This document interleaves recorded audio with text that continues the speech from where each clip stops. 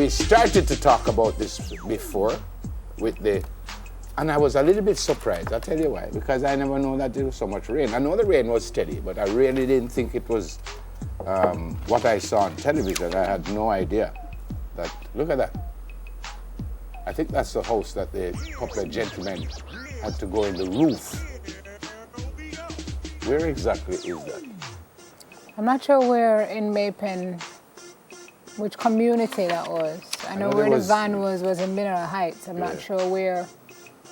There was a picture of a church too that was almost underwater, and there was a goat like near the roof. I don't know how the goat got up there, but I guess when you have to save your life, you have to save your life, eh? Look at that. Kind of makes you wonder, like, what is going on? Like. So what causes drainage? What? We don't have proper drainage. There's nowhere for the water to go. What? I think it's a number of factors. All of what you just said, and the fact that we are still throwing stuff in the gullies and blocking up everything. We don't have proper drainage anyway. So it's a number of factors. But I think we have the opportunity to make it better, but we keep making it worse. And when we don't do the things we're supposed to do, this is what happens. Our drainage is already bad. If we clog it up with styrofoam and plastic and everything else, then we're going to end up like that. But when we have hurricane weather, I don't remember seeing so much water. I don't ever remember seeing like stuff like that. I don't ever remember seeing anything like that. I don't know. Oh. I don't know, but up till they said at least 15 people at least were evacuated to shelters. I'm not sure when this article was written, but Major Clive Davis, Director General of ODPEM, said the southern sections of the parish experienced extensive flooding. I think we got away, folks, with murder in the east. Kingston certainly had rain, but we didn't see anything like that. So our thoughts are with the folks who had to be relocated. It's such an inconvenience when if something leaks in your house and your house underwater for whatever reason. I can't imagine what it must be like to literally have your entire house underwater. Not only that, but with stuff like that, everything that mash up in the house. Of course, there's nothing salvageable at that point. TV, all the appliances gone, all your furniture gone.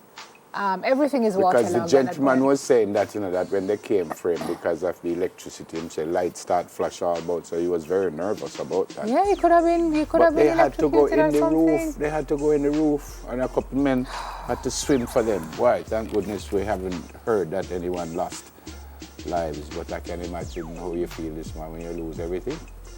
Incredible. That's tough. All right. We talked about this last week. Yeah, 103 road fatalities as at Monday would be last week Monday, I suspect, or this morning. Mm-hmm. Last week. Showing that motorcyclists, 31, and pillion passengers, 5, account for 1/3. And I guess this is more in the news because of what happened to Jermaine Mason on Thursday, the Olympian who lost his life without a helmet. And the officers were saying that it seems like he was speeding. Suffered serious head injuries, facial injuries. What is the law that if them hold you without a helmet, you can go to jail? You get a ticket? What is it? I think you're ticketed or fined or something.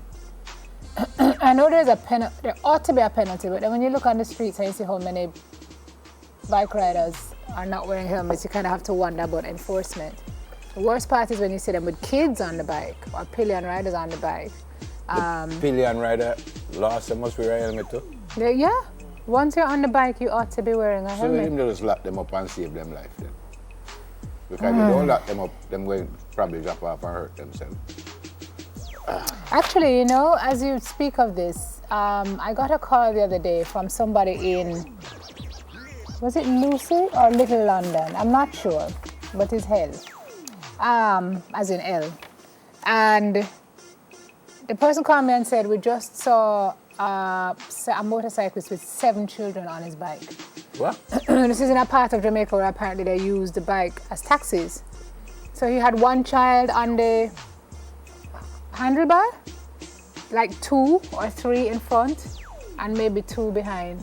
And apparently this happens every day, like nothing.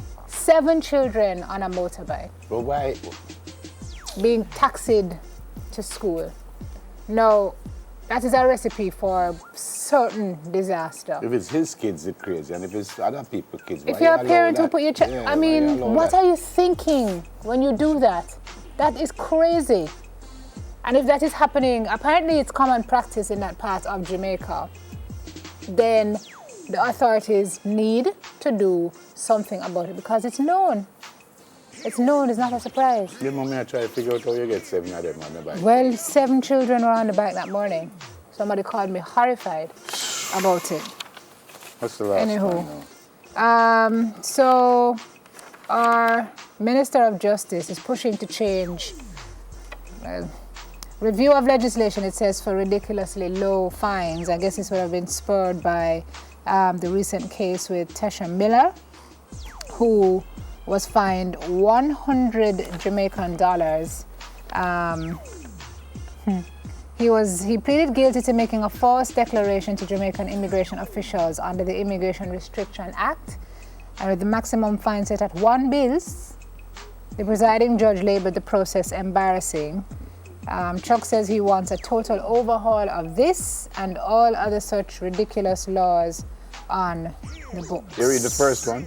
Persons, including journalists, who breach the Criminal Justice Administration Act by taking pictures of prisoners in the precinct of the court in Jamaica could be fined $20. Wow, that's... Or a period not exceeding 1 month in prison. $20.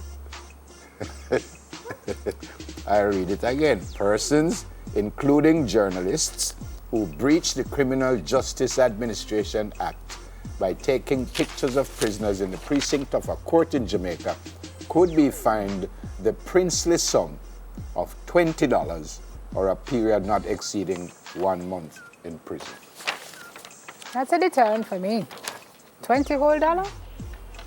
I don't want to have to... Let me just take 5 pictures and pay the $100.